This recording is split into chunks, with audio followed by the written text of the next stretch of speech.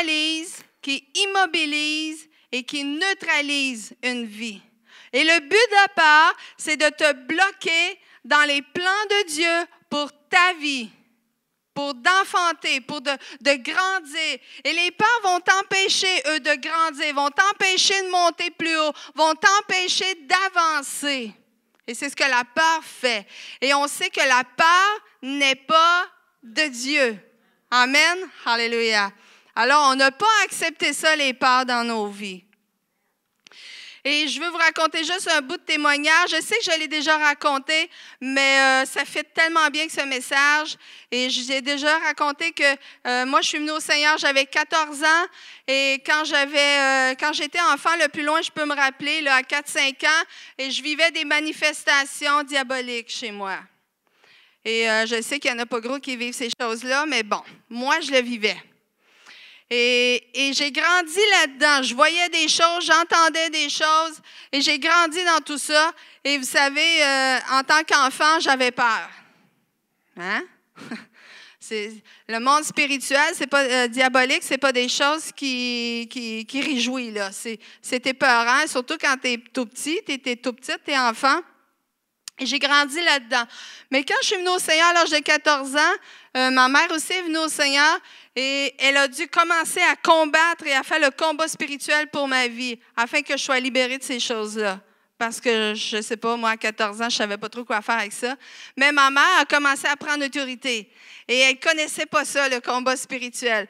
Alors, elle a pris autorité, elle a commencé à chasser ces présences-là. Et ça a pris à peu près 6 mois pour que je me débarrasse de tout ça. Et là, j'entendais, ça a été terminé, je n'ai plus jamais rien entendu, je n'ai plus jamais rien vu, mais je suis restée avec la peur de l'ennemi. Et j'ai été une vingtaine d'années comme ça que j'avais peur. J'avais peur qu'il m'apparaisse encore, j'avais peur de le croiser, surtout quand il faisait noir, quand j'allais dans le sous-sol. J'avais tout le temps peur de le croiser et de voir quelque chose.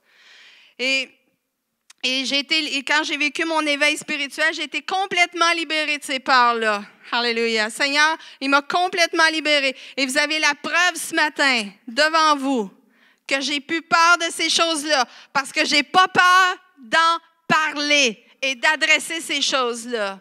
Amen. Alléluia. Et quand on est enfant, quand ces choses-là, ces expériences-là arrivent, eh bien, on reste marqué de certaines expériences. Et j'étais liée, j'étais prisonnière de la peur, et la peur me tenait captive. Et vous savez, on ne se lève pas un matin avec la peur. Mais c'est parce qu'on a vécu des choses. On a vécu, peut-être que toi aussi, tu as vécu des expériences quand tu étais jeune. Peut-être que tu as vécu une expérience traumatisante qui est arrivée. Et souvent, ces choses-là arrivent quand on est enfant. Vous savez, quand on est jeune enfant, c'est facile de faire croire n'importe quelle histoire à un enfant et il va te croire. Et moi, je me souviens, on me faisait croire plein de choses et j'y croyais. Et aujourd'hui, je me dis, ça n'a aucun bon sens. Mais quand j'étais enfant, on dirait que tout se peut, tout existe et j'y croyais.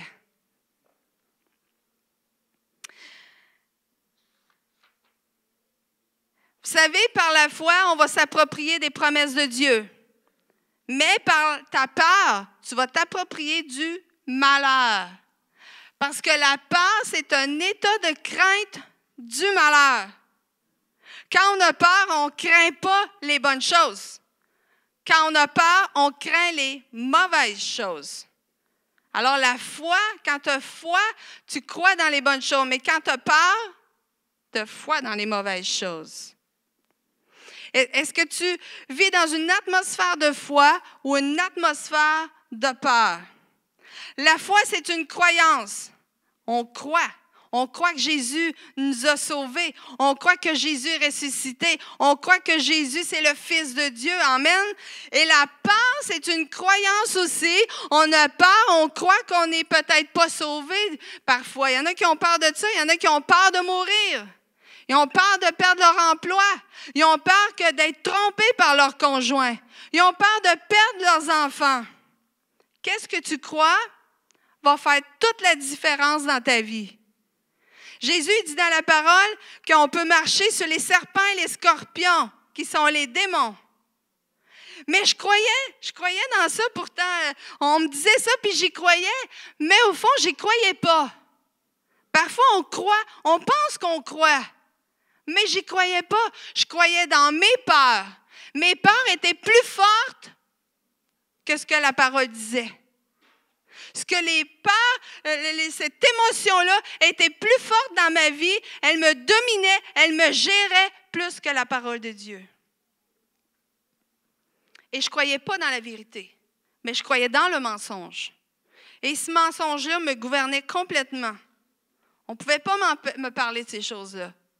Ça m'empêchait d'entrer dans le combat spirituel. Ça m'empêchait de prendre autorité. Je ne pouvais pas toucher à ces choses-là. Ce n'était pas permis pour moi. C'est comme si l'ennemi ne me le permettait pas. Et je lui étais soumise finalement. Je lui étais esclave. Dieu me disait, prends autorité. Non, lui, il ne veut pas. Non, je ne touche pas à ça, moi. Parce que si je prends autorité, ouf, je vais payer cher. Pour moi, je croyais que j'étais pour payer cher. Mais on va voir dans la parole de Dieu, et aujourd'hui je suis libérée, amen, alléluia, ça c'est gloire à Dieu. Mais on va voir dans la parole de Dieu plusieurs personnes, des hommes et des femmes de Dieu, que Dieu a été obligé de les rassurer, de les encourager. Pourquoi? Parce qu'ils avaient peur. Vous savez, on n'est pas les seuls à avoir peur aujourd'hui, là. On n'est pas tout seul à avoir ces émotions-là. Mais il y a des hommes de Dieu dans la parole de Dieu qui ont vécu ces choses-là. Et parce que vous savez, c'était quelque chose, quand Moïse est mort, Dieu a demandé à Josué de prendre la relève. Il a dit, maintenant que Moïse est mort, tu vas prendre la relève, tu vas prendre le peuple de Dieu, tu vas le faire entrer dans le pays promis. Ouf! Qu'est-ce que tu me demandes là? Et pour lui, Josué, c'était quelque chose de gros, c'était quelque chose de grand. Mais lorsque Dieu va te demander quelque chose, ça va toujours être plus grand que toi. Ça va toujours être au-dessus de tes moyens, de tes forces, de tes capacités. Et tu n'auras pas le choix de t'accrocher à Dieu. Et c'est Dieu qui va te donner les capacités. C'est Dieu qui va te donner la force d'accomplir ces choses-là. Tu ne pourras pas dire, oui, c'est correct, Seigneur, tu m'as dit de faire telle chose correcte. J'y vais, je suis capable. Lynn, tu es capable, vas-y. Et je suis capable de faire ça. Non, c'est pas de même que ça marche. Dieu va toujours te demander quelque chose de plus grand que toi. Et tu vas falloir que tu t'accroches à Dieu. Alléluia. Lorsque Dieu nous demande de chasser les démons, c'est plus grand que nous. Lorsque Dieu me demande de guérir les malades, c'est plus grand que nous. Si Dieu te montre un projet, ça va être plus grand que toi aussi. Parce qu'on a besoin de Dieu. On est capable de faire ces choses-là, mais avec Dieu. Amen. La parole de Dieu nous dit que ce n'est pas par tes forces, ni par ta puissance, mais c'est par mon esprit. Alléluia. C'est seulement par l'esprit de Dieu, c'est par la puissance de Dieu qu'on peut accomplir ce que Dieu va mettre dans ton cœur. Donc, on va tourner dans Josué chapitre 1, verset 9. Dieu est venu vers Josué et lui a parlé. Il dit, je t'ai donné cet ordre, prends courage et tiens bon. Ne crains rien, n'aie pas peur. Et laisse-toi pas effrayer, car moi, l'Éternel, ton Dieu, je serai avec toi pour tout ce que tu entreprendras. Je serai avec toi pour tout ce que tu entreprendras. Rappelez-vous, quand Dieu te demande quelque chose, il va te dire, aie pas peur, je serai avec toi. Alléluia. Dieu ne te laissera pas tomber. Si Dieu te parle, c'est parce qu'il va être avec toi. Mais parfois, il y a des gens qui disent, Dieu a dit. Hein? Peut-être vous avez déjà entendu ça. Des fois, les gens disent, Dieu a dit, Dieu m'a montré. Et des fois, c'est notre imagination. Alors, attention, sois assuré que c'est Dieu qui t'a parlé. Parce que si c'est ton imagination, si ce n'est pas Dieu qui te l'a demandé, tu vas peut-être courir tout seul. Peut-être Dieu va t'accorder des grâces, mais Dieu ne te l'a pas demandé. Alors, sois assuré que c'est Dieu qui t'a parlé. Et pour une deuxième fois, Dieu est venu encore rassurer Josué. Bien, voyons donc ce guerrier, cet homme de Dieu qui a combattu Canaan, qui a gagné plein de villes, plein de pays. Et Dieu a dû le rassurer une deuxième fois. Et dans Josué chapitre 8, verset 1, l'Éternel dit à Josué, « Ne crains point et ne t'effraie point.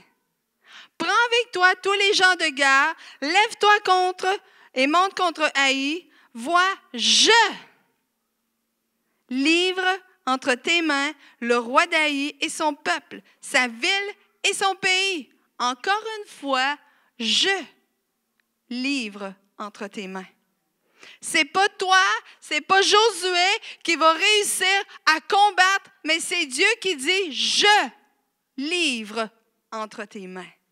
Il dit, je t'appelle à faire ça, vas-y, avance, mais moi, je vais les livrer entre tes mains. C'est facile, hein? Alléluia, tout est fait.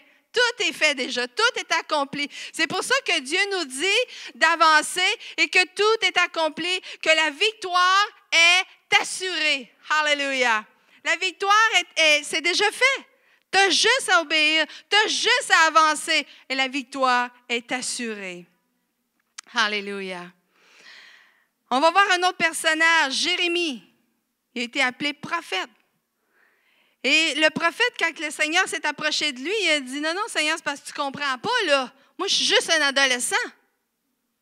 Et dans Jérémie chapitre 1, versets 7 à 8, dit, mais l'Éternel me répondit, ne dis pas, je suis un adolescent.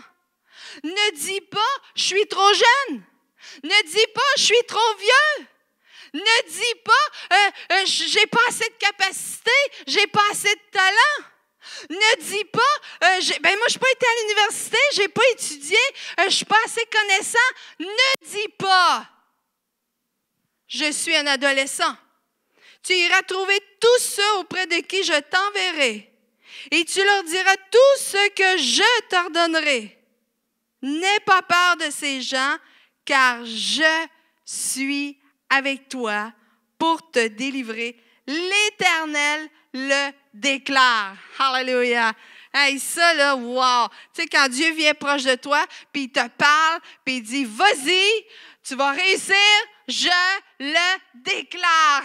Alléluia. Quand Dieu déclare, quand Dieu parle, quand la parole de Dieu parle, Dieu l'accomplit. Alléluia. Qu'importe les circonstances. Amen. Et je crois que si tu sais que tu sais, tu sais, quand on le sait, là, on sait que Dieu a parlé.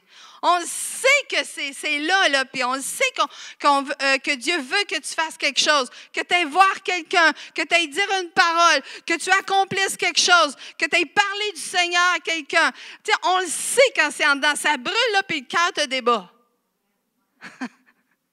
On le sait. C'est certain que Dieu va être avec toi. Parce que c'est Dieu qui t'envoie. Amen. Un autre personnage, Paul, que Dieu a dû rassurer. Oh oui, je vous le dis. Pourtant, Paul, cet homme-là qui a écrit presque tout le Nouveau Testament, il a fondé des églises. Il me semble que c'est un homme qui avait peur de rien. Tu sais, des fois, on se fait une image, voilà, une image mentale. Puis il me semble, moi, je voyais Paul, là, tu sais, là, un gros gars avec des épaules carrées, là, puis toute une armure. Mais ça, je le vois comme un gros soldat, là, puis il a peur de rien. Mais Dieu a dû le rassurer. Paul a accompli beaucoup de choses. Pourquoi? Parce qu'il était obéissant. Parce qu'il marchait dans les voies de Dieu. Et Dieu était avec lui. C'est pour ça qu'il a accompli plein de choses. Ce n'est pas à cause de ses capacités. Ce n'est pas à cause de ses forces. Ce n'est pas à cause de qui il était. C'est parce que Dieu était avec lui. Dans Actes 18, chapitre 9 à 10, Paul ici était dans une ville où il vivait beaucoup d'opposition. Ça dit, le Seigneur dit à Paul en vision pendant la nuit, « Ne crains point, mais parle, Continue d'évangéliser, continue de parler et ne te tais point, car je suis avec toi. Avez-vous remarqué qu'à chaque fois que Dieu dit de ne pas avoir peur, il dit toujours « Je serai avec toi. Je suis avec toi. Je vais le faire. » Alléluia. « Car je suis avec toi et personne ne mettra la main sur toi pour te faire du mal. Parle, car j'ai un peuple nombreux dans cette ville. » Parce que Dieu avait déclaré, Dieu avait parlé, et quand Dieu parle, l'ennemi ne peut pas rien faire. Quand Dieu déclare quelque chose, quand Dieu parle, l'ennemi ne peut pas passer par-dessus ça. Il ne peut pas franchir ce que Dieu dit. Alléluia. On est-tu rassurés? Êtes-vous rassurés ce matin? Hein? Quand Dieu parle, l'ennemi ne peut plus rien faire. Alléluia. On va regarder maintenant une histoire. On va rentrer plus en profondeur dans l'histoire du roi Ézéchias contre le roi d'Assyrie. Et le roi d'Assyrie, je vais l'appeler l'ennemi. Parce que là, à force de dire le roi Ézéchias, le roi d'Assyrie, le roi Ézéchias, le roi d'Assyrie, on va tous se mêler. C'est lequel dont le bon puis le méchant? Alors, le roi d'Assyrie, ça va être l'ennemi. Et on va voir différentes tactiques que l'ennemi emploie pour semer la peur. Comment la peur arrive? La peur, elle ne vient pas toute seule. Mais comment elle vient? Comment elle prend place? Comment elle s'installe dans une vie? On va tourner dans 2 Rois, chapitre 18, versets 5 à 7. Ézéchias mit sa confiance à l'Éternel, le Dieu d'Israël, parmi tous les rois de Juda qui lui succédèrent ou qui l'avaient précédé. Aucun ne l'égala. Ézéchias était un roi qui aimait Dieu. Et il demeura attaché à l'Éternel sans se détourner de lui. Il obéit à tous les commandements que l'Éternel avait donnés à Moïse. Aussi l'Éternel fut-il avec lui. Il réussit dans toutes ses entreprises.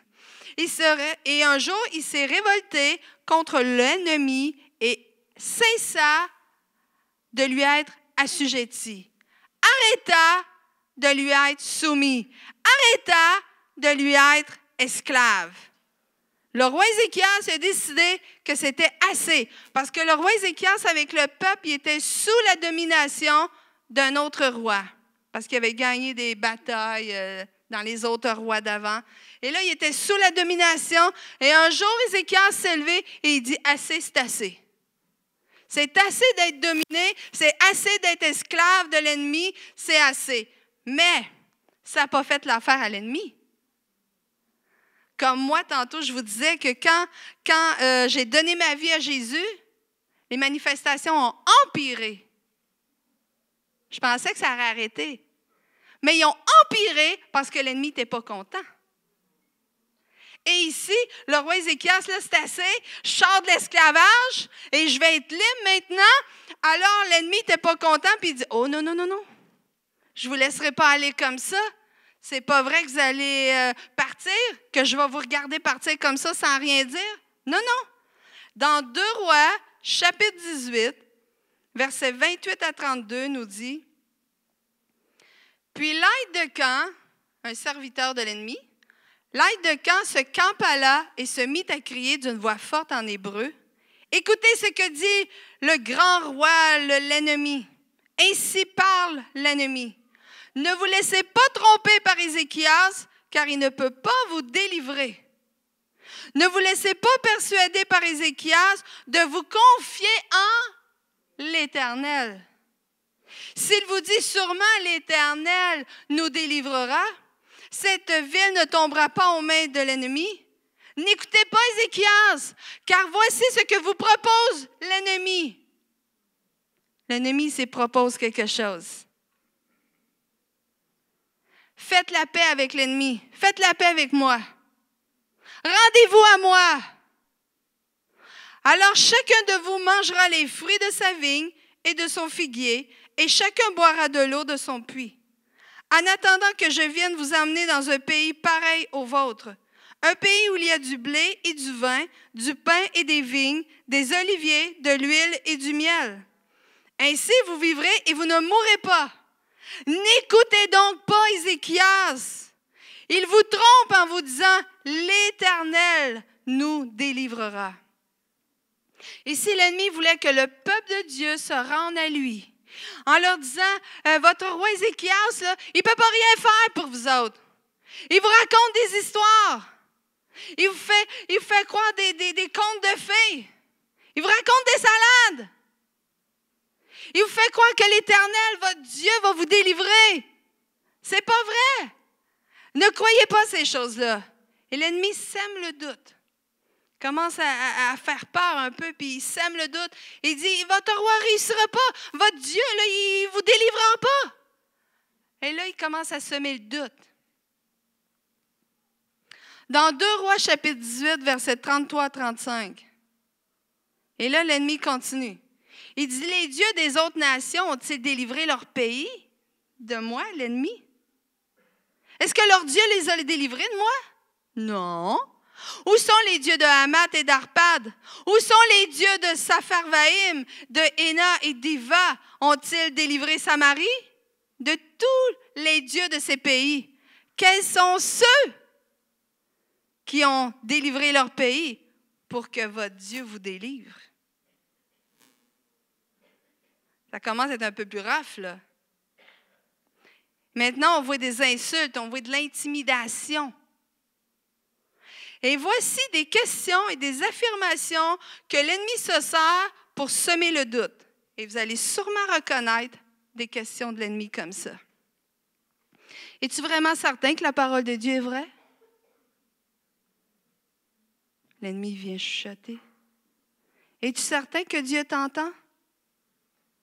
Es-tu certain qu'il va te répondre, qu'il va te secourir?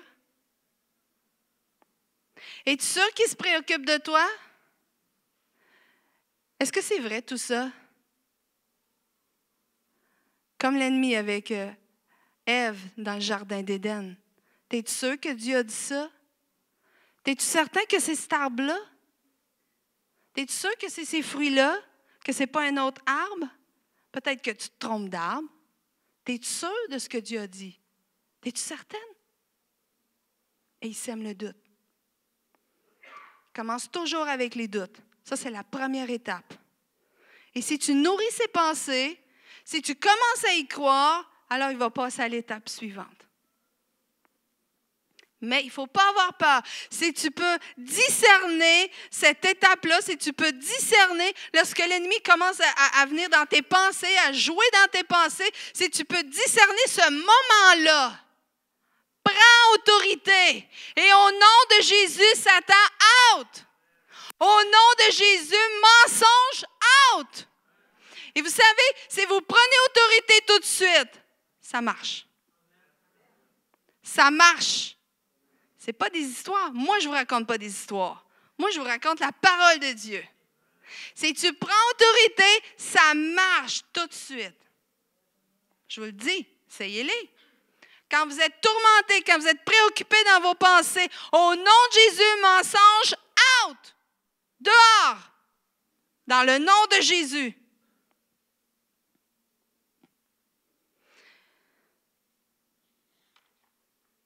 Mais si tu commences à méditer sur ces paroles-là, c'est ce qui arrive.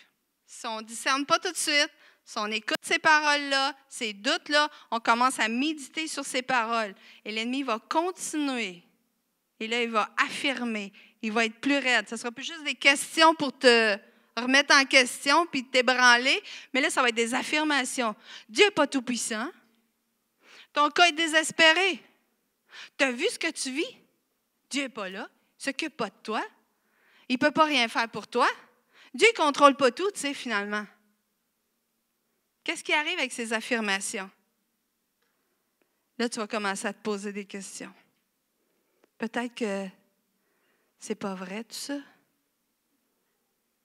Peut-être que Dieu ne m'aime pas, finalement. Peut-être que Dieu veut me punir parce que l'autre fois, j'ai menti. Peut-être que Dieu veut me punir. Tu sais, je ne lis pas assez ma Bible. Peut-être que Dieu veut me punir. Peut-être que je ne suis pas sauvée, finalement.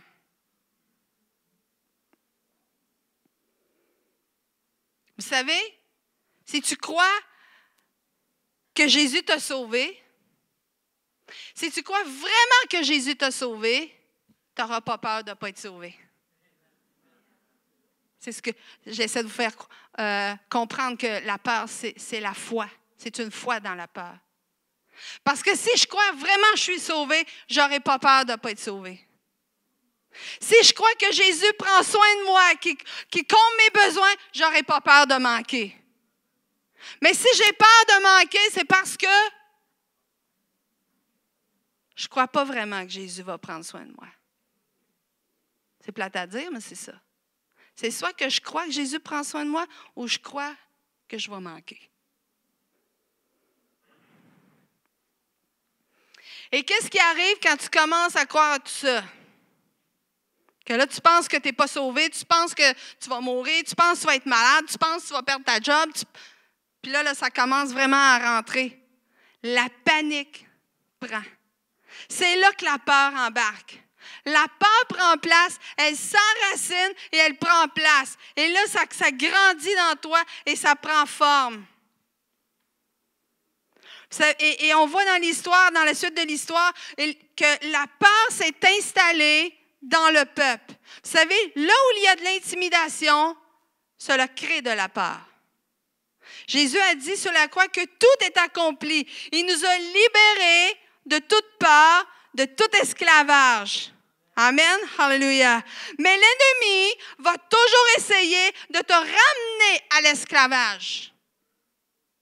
Le peuple ici, il voulait sortir de l'esclavage. Puis l'ennemi dit, oh non, non, non, non, non, non. Vous allez revenir ici, les petits moutons? Je vous ramène à l'esclavage. C'est ce que l'ennemi voulait faire. Et c'est la même chose avec vous. Quand vous avez donné votre vie à Jésus, vous êtes devenus libres en Jésus-Christ. Hallelujah. Mais l'ennemi dit, oh non, non, non, non, non. Il va toujours essayer de te ramener à l'esclavage, à la peur. Il veut te dominer. Mais en Jésus-Christ, on est libre. On est libre. C'est terminé dans le nom de Jésus. Alléluia. Il ne faut pas se laisser aller là-dedans. Il ne faut pas croire ces mensonges-là, parce que c'est tous des mensonges. Il faut croire la parole de Dieu. La parole de Dieu nous dit que tu es libre en Jésus-Christ, que tu es victorieux en Jésus-Christ. Alléluia. Dans Romains chapitre 8, verset 15,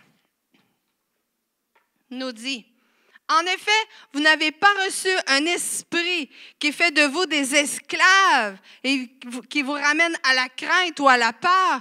Non, vous avez reçu l'Esprit de Dieu qui fait de vous des fils et des filles de Dieu. » Alléluia. Amen. C'est la parole de Dieu. Avant, on était esclaves de l'ennemi, mais lorsqu'on a donné notre vie à Jésus, on est devenu libre en Jésus-Christ. Et il faut discerner le plan de l'ennemi. Il faut le discerner et il faut arrêter ça là, tout de suite, avant de retourner là. On ne veut pas retourner là. C'est terminé, ça là. C'est terminé. Et ici, on va voir le roi Ézéchias qui a envoyé son serviteur vers le prophète Isaïe parce qu'il était paniqué. Il avait peur. Dans 2 Rois chapitre 19, verset 3, nous dit, « Voici ce que fait dire Ézéchias. Ce jour est un jour d'angoisse, de châtiment et de honte. » Il dit, on est comme des femmes sur le point d'accoucher, mais qui n'ont pas la force de mettre leur enfant au monde. Je ne sais pas si vous saisissez ce verset. Moi, je l'ai vécu physiquement. Quand j'ai perdu mon bébé, quand il est mort dans mon ventre juste avant que je l'accouche, il fallait que quand je suis arrivée pour pousser, pour accoucher, elle me disait, bien là, il faut que tu pousses, là. Ouais. Je n'avais pas la force émotionnelle de pousser. Je poussais, mais je n'avais pas de force. J'avais trop de peine. J'étais trop atteinte. J'étais à terre. J'étais abattue. Pour moi, c'était la fin du monde. La terre avait arrêté de tourner. Et là, le docteur, à un moment donné, elle me dit, « Lynn, si tu ne veux pas passer la nuit ici, il faut que tu pousses pour vrai. » Et là, ça a fait comme, « Oui. » Et là, j'ai pris toutes mes forces, j'ai pris tout mon courage et j'ai poussé le plus que je pouvais. Et là, j'ai eu le bébé. Et ces hommes ont dit, nous sommes comme des femmes sur le point d'accoucher, mais on n'a pas la force de mettre l'enfant au monde. Ils étaient trop atteints dans leur émotion. Ils étaient atteints, ils avaient peur, ils étaient saisis par la peur. Et ils n'étaient pas capables de se lever et d'aller se battre. Ils n'en étaient pas capables. Pour lui, il trouvait qu'il était pris au piège. Il ne pouvait plus rien faire. Et peut-être que tu vis une situation comme ça dans ta vie aujourd'hui. Où est-ce que tu te sens à bout? Tu n'es plus capable, tu es à terre, tu as peur, tu es paniqué. Et tu penses que tout est fini. Qu'est-ce qu'il faut faire? Qu'est-ce qu'Ézéchias a fait dans cet état-là? Il s'est tourné vers Dieu. Et c'était la meilleure solution. Alléluia. Dans 2 Rois 19, versets 5 à 7, nous dit, les ministres du roi Ézéchias se rendirent donc chez Isaïe, qui est le prophète, qui leur dit, voici ce que vous direz à votre roi. Ainsi parle l'Éternel. Alléluia. Qui veut entendre ainsi parle l'Éternel? Alléluia. Quand Dieu dit ainsi parle l'Éternel, ouvre grand tes oreilles et écoute. Dieu a un message de délivrance. Alléluia. Dieu s'en vient. Et il dit, ne te laisse pas effrayer par les paroles que tu as entendues et par lesquelles les officiers de l'ennemi m'ont outragé. Le roi va recevoir une certaine nouvelle. Là-dessus, je lui ferai prendre la décision de retourner dans son pays et je le ferai mourir assassiné. Alléluia. Vous savez, l'ennemi est l'ennemi de Dieu en premier, pas de toi. Il est l'ennemi de Dieu. Il s'acharne sur toi parce que tu es l'enfant de Dieu, parce que tu lui appartiens. Tout ce qui appartient à Dieu, l'ennemi le combat. Et Dieu va détruire son ennemi. Pourquoi? Parce qu'Ézéchias s'est tourné vers Dieu. Et si tu te tournes vers Dieu, Dieu va détruire son ennemi.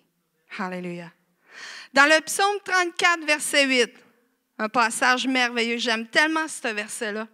Ça dit, l'ange de l'Éternel monte la garde autour de ceux qui le révèrent, autour de ceux qui l'aiment, autour de ceux qui sont soumis à lui, autour de ceux qui lui obéissent. Alléluia.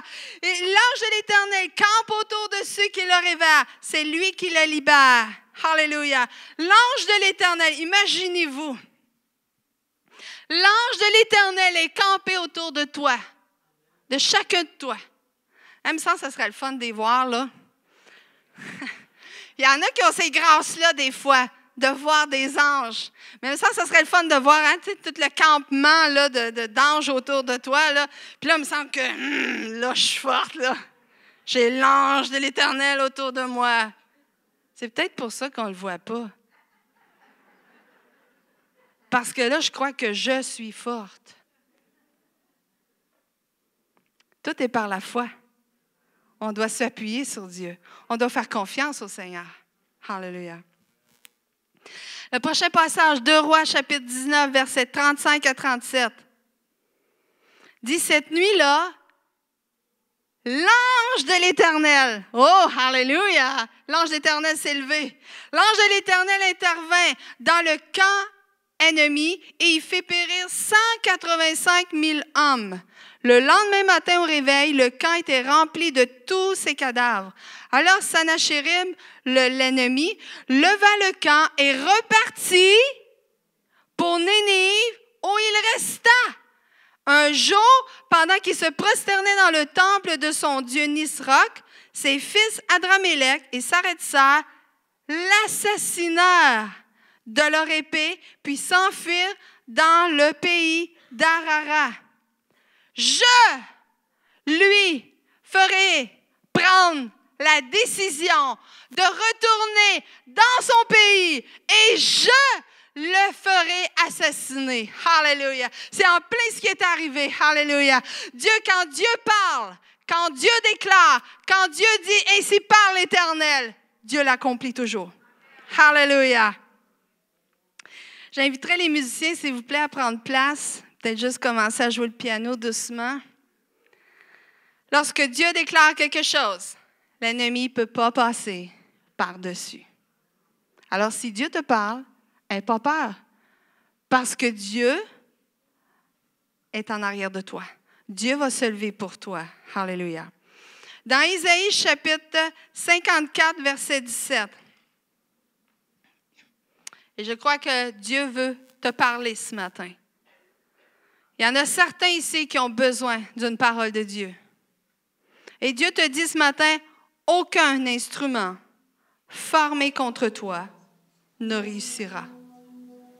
Et toute langue qui se lève contre toi en jugement, tu la condamneras. Alléluia. C'est là l'héritage des serviteurs, des servantes de l'Éternel. Et leur justice est de par moi, dit l'Éternel. Aucun instrument formé contre toi ne réussira. Dieu te dit ce matin, n'aie pas peur. Tout plan de l'ennemi pour te détruire ne t'atteindra pas, ne te fera pas de mal.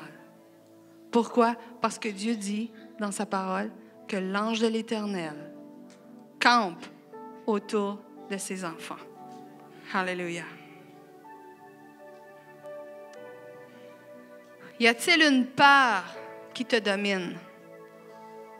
Y a-t-il quelque chose dans ta vie qui te domine, qui te dirige, qui t'empêche de faire des choses, qui t'empêche d'avancer, qui t'empêche d'aller plus loin? Ça peut être la peur de la mort, la peur de la pauvreté, de la maladie, de la critique, de la perte d'un être cher, peur d'être rejeté, peur de l'échec, qu'est-ce que les gens vont dire? Si je me lève, qu'est-ce qu'ils vont dire? Je crois que ça, c'est la plus grande peur des chrétiens. Si je me lève, si je fais quelque chose pour le Seigneur, si j'obéis, qu'est-ce que le monde va dire? Vous savez, quand j'ai commencé à prophétiser dans la salle, c'était des paroles qui me résonnaient dans ma tête. Qu'est-ce que le monde va dire? Qu'est-ce que tu dis là? Et des fois, tu veux te lever pour faire un projet que Dieu a mis dans ton cœur. Tu veux accomplir quelque chose, aller voir quelqu'un, aller dire une parole à quelqu'un, aller encourager quelqu'un. Mais qu'est-ce qu'ils vont dire? C'est juste moi. Qu'est-ce qu'ils vont dire? C'est une peur, ça. D'avoir peur de ce que les gens vont penser, ce qu'ils vont dire. Peur du futur, peur de l'avenir, peur de perdre ton emploi et bien d'autres peurs. Mais le Seigneur te dit ce matin, n'aie pas peur. Je suis avec toi. Je suis là. Car lorsque tu marches dans la vallée de l'ombre de la mort, ne crains aucun mal, car je suis avec toi. Alléluia. Quand tu marches dans la vallée de l'ombre de la mort, quand l'ennemi vient t'oppresser, quand l'ennemi veut te détruire, ne crains point, car je suis avec toi. Alléluia. Vous savez, la parole devient vivante lorsqu'on y croit. Dépendamment de ce que tu crois, c'est ça qui devient vivant. Dépendamment de ce que tu crois, c'est ça qui va agir dans ta vie. Si tu crois dans des peurs, dans des choses de peur, c'est ça qui va prendre place, parce que tu y crois. Mais si tu crois que Dieu est là, que Dieu te garde, que Dieu est ressuscité, que Dieu t'a sauvé, c'est ça qui va prendre place en toi. On vit par la foi. Alléluia. La foi chasse la peur. Parce que là où il y a la peur, la foi est petite. Mais si tu as de la difficulté à croire que Dieu prend soin de toi, ça va donner de la place à la peur de manquer. Mais si tu sais, qui veut dire que si tu crois pleinement que Dieu prend soin de toi, alors il n'y aura pas de place pour la peur. Un moyen de combattre ta peur, trouve cette peur qui t'envahit, qui t'empêche d'avancer et commence à la combattre. Comment? Commence à lire la parole de Dieu. Trouve ce que Dieu dit à ce sujet-là. Médite dessus. Lis des livres à ce sujet-là. Demande au Saint-Esprit qu'il t'instruise à ce sujet-là. Demande la révélation de Dieu. Alléluia. Pour que cette peur disparaisse. Commence à étudier le sujet qui te fait peur. Commence à l'étudier, ce que Dieu dit. C'est comme ça que tu vas vaincre ta peur. Dans Osée, chapitre 4, verset 6, ça dit « Mon peuple est détruit parce qu'il lui manque la connaissance. » Si tu ne connais pas assez Dieu, si tu ne connais pas assez sa parole, si tu ne sais pas assez ce que Dieu dit, ça va être facile pour l'ennemi de te prendre au piège et de te faire croire des mensonges. Ça va être facile pour lui de te dominer, de t'emmener à l'esclavage parce que tu ne sais pas ce que Dieu dit. Mais si tu le sais, tu vas pouvoir lui dire « Non, non, non, non, c'est terminé. C'est terminé. Parce que Jésus me dit dans la parole. » Alléluia. Vous allez pouvoir faire comme quand Jésus a été tenté dans le désert et que l'ennemi est venu puis il a dit « Hey, saute en bas, là, puis il y a des anges qui vont te ramasser. » Non, non, non, non, non. Tu ne tenteras pas ton Dieu. Vous allez pouvoir répliquer à l'ennemi et dire « Non, non, non, c'est pas ce que la parole de Dieu dit. » Alors, mensonge, out! Au nom de Jésus-Christ. Alléluia. Voici l'importance de connaître la vérité. Ne permets pas à l'ennemi de semer la doute et la peur dans tes pensées, mais prends autorité. Laisse aucun doute s'enraciner dans ta vie. Alléluia. Je vous demanderai de vous lever. Alléluia. Alléluia. Dieu te dit ce matin, n'aie pas peur. N'aie pas peur. Et ce matin, si tu veux qu'on prie pour toi, approche-toi, on va prier pour toi. Si tu as des peurs, viens dire à l'ennemi, c'est assez. Aujourd'hui, je me lève. Comme le roi Ézéchias s'est levé, il a dit, là, c'est assez. Les peurs en arrière. C'est plus question que l'ennemi me domine. Il n'y a plus question que l'ennemi me garde dans l'esclavage. Arrière de moi, au nom de Jésus-Christ. Alléluia. Viens combattre tes peurs. Alléluia. Au nom de Jésus. Amen.